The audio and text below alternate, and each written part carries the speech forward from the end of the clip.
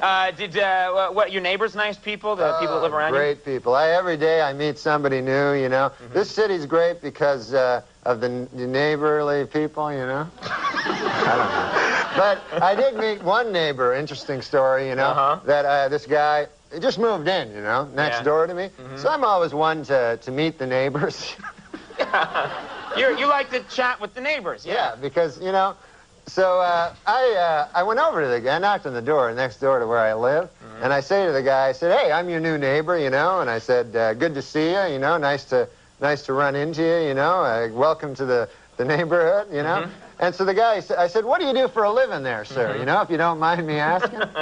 You know, what do you do for a living? I'm a nightclub comic, I tell the guy. So he says to me, he says, I work down at the University of Science there. He says, that's a good school, by the way. I can't remember the exact place. Sure. But he says, I'm a professor of logic.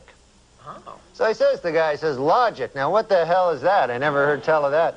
He says, oh, well, he says it's a kind of a pattern of syllogistic. Well, he says it's hard to explain. He says, why don't I give you an example? So I said, fair enough. Why don't you do that? So the guy says, well, he says, let me ask you a question. He says, do you own a doghouse? So I go, yes, I do. He says, well, then that means you probably have a dog. I said, yes. He says, well, that means you're likely you have a family if you have a dog. I said, yes, I do. He said, well, then that means you got kids, you're married? I said, yes, I am. He says, well, then you're a heterosexual man. I said, yes, sir, I am. He says, well, you see, that's logic there. I asked if simply from finding out you had a doghouse, I made this series of inferences, and I found that you're a heterosexual man simply from the fact that you had a doghouse. Well, I said, good God, isn't that something? Okay.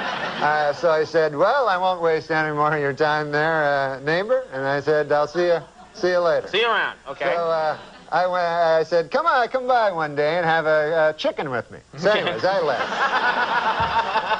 So I left. So I go to get a bus, you know, to the bus stop.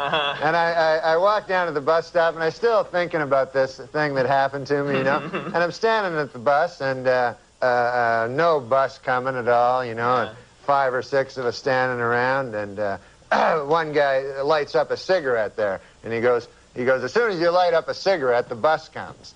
And he smokes the whole damn cigarette, no bus comes. Right. So I said to the guy, well, that theory really worked, huh? And the guy goes, well, sometimes it works. Anyways, the guy goes, what's new with you? I go, well, I had an interesting thing happen to me today. I said, I met my neighbor. And he goes, oh, yeah? I go, he had a hell of an interesting job. I said, he's a professor of logic down at the University of Science. And so the guy says, is that so? He says, professor of logic. He goes, what the hell is that, logic?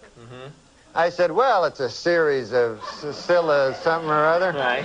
I said, I can't remember exactly, but I said, I'll give you an example if you want to hear an example. Yeah. So the guy goes, all right, fair enough. So I said, let me ask you this. I said, let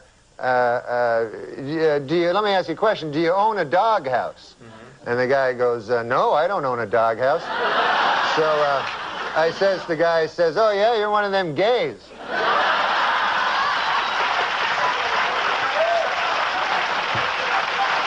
And it worked, right?